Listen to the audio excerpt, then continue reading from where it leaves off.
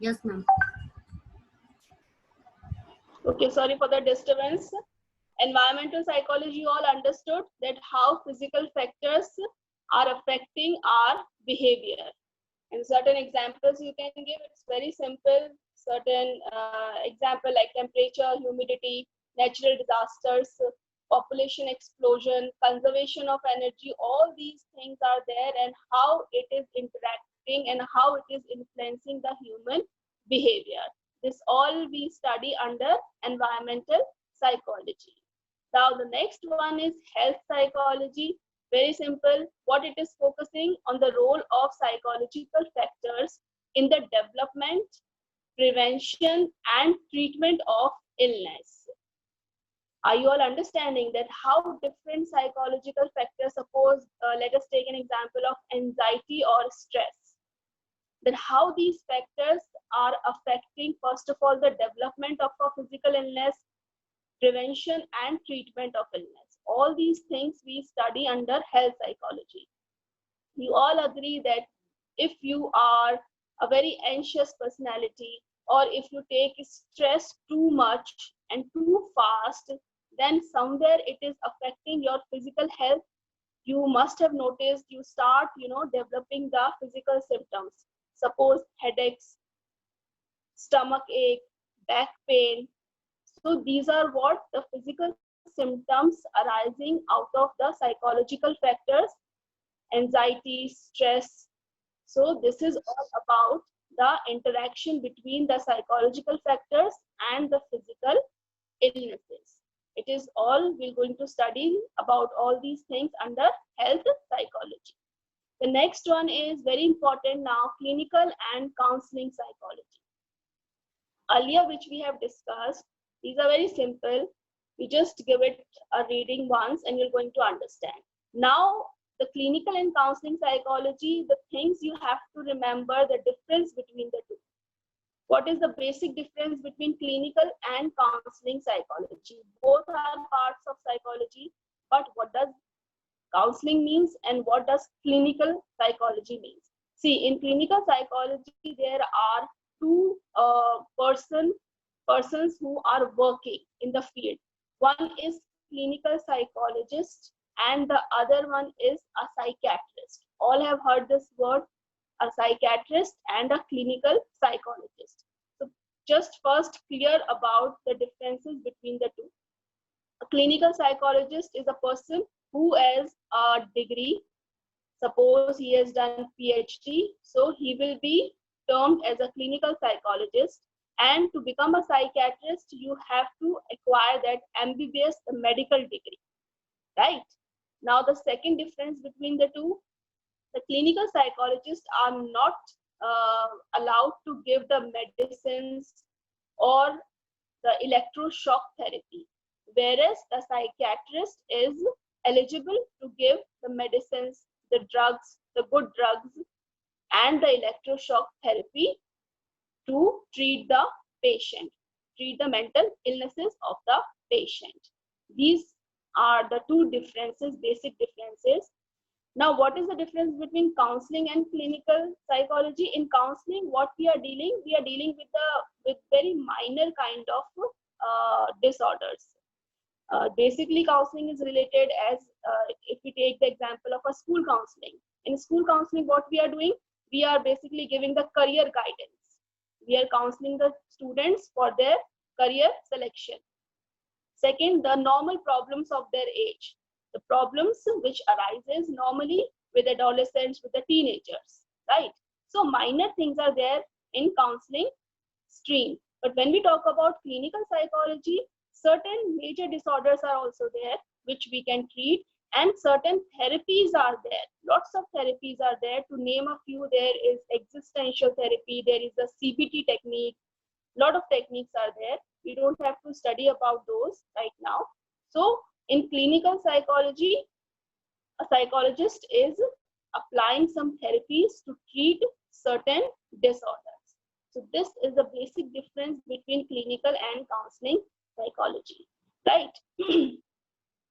The next comes industrial and organizational psychology. What does it mean? if I say that in certain industries, in certain MNCs, or in any organization, there is a connection between how does people behave, how does people think, and between the situations and between the challenges they are facing. So there is a connection, yes. So this is all we study under this branch. There is a particular human resource development uh, section in every good organization, HRD, Human Resource Department. So what does this department takes care of? This department takes care of the employees also and of the employer also.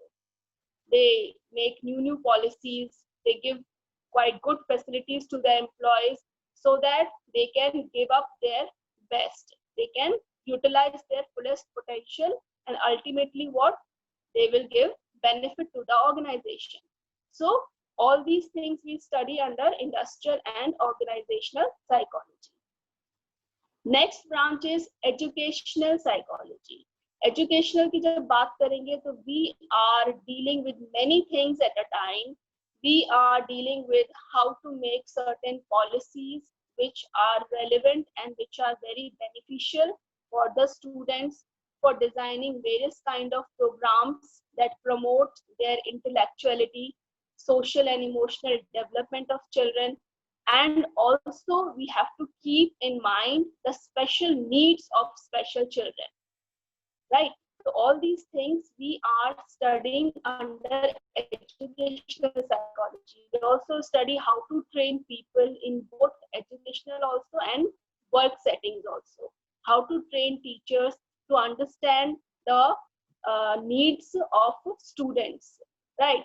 Now a separate field is, a related field is there, school psychology. It is under educational only, but they have specified it separately. Why? Because it is also focusing on these things only. How to design programs, how to design policies, how to develop a student's social and emotional well-being. And we also try to apply knowledge of psychology in a school setting under this branch, right? Now the next is sports psychology. Under this, what we are studying, we are making, we are applying psychological principles to improve sports performance by enhancing what, their motivational level. If we can motivate a sports person, he can, perform very well. So how we are doing this thing? We are applying certain psychological principles to motivate a sports person to give his or her best. And it is relatively a new field, but it is gaining acceptance worldwide. You can write this point also. The last is other emerging branches of psychology. Now they have given a lot of names which are still emerging, which are very new. Suppose they have given aviation psychology, space psychology, military, forensic, rural, engineering, managerial, community, psychology of women, and political psychology. So these are certain emerging fields of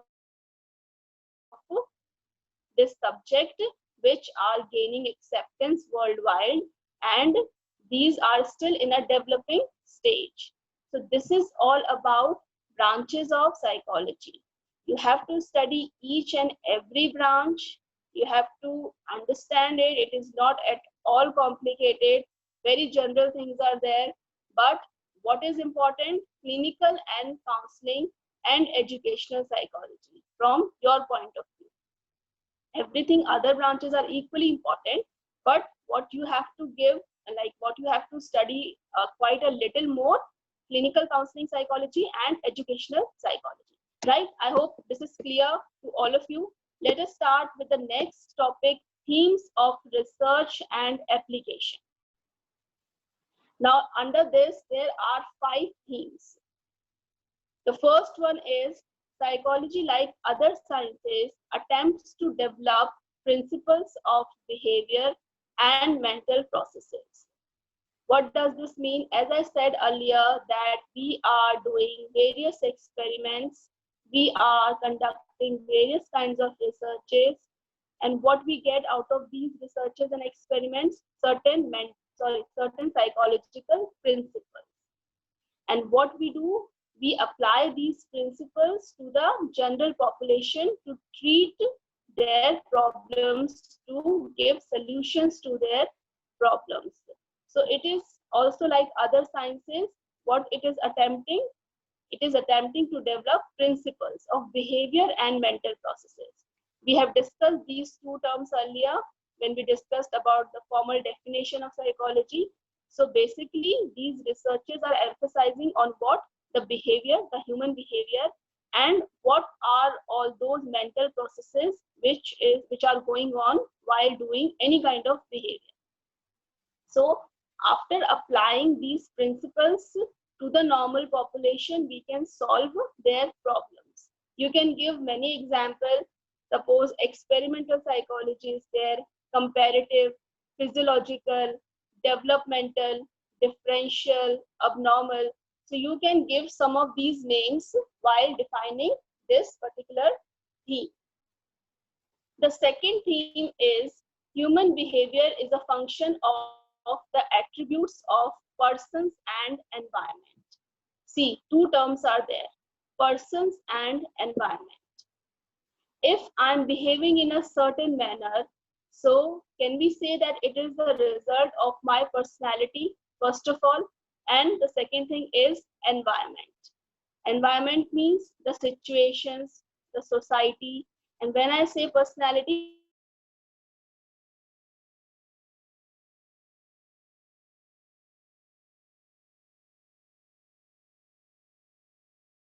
the individual who behaves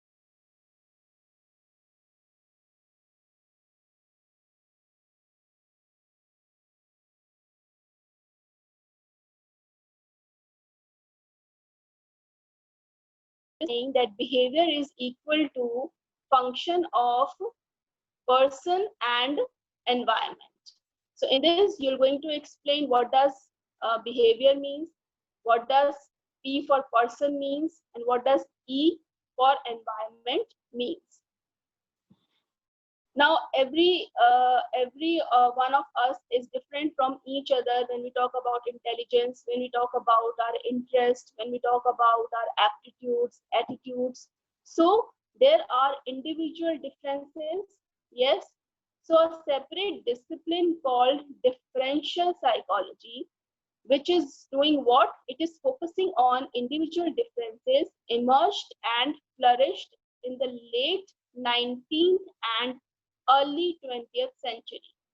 In the late 19th and early 20th century, the psychologists have focused upon differential psychology.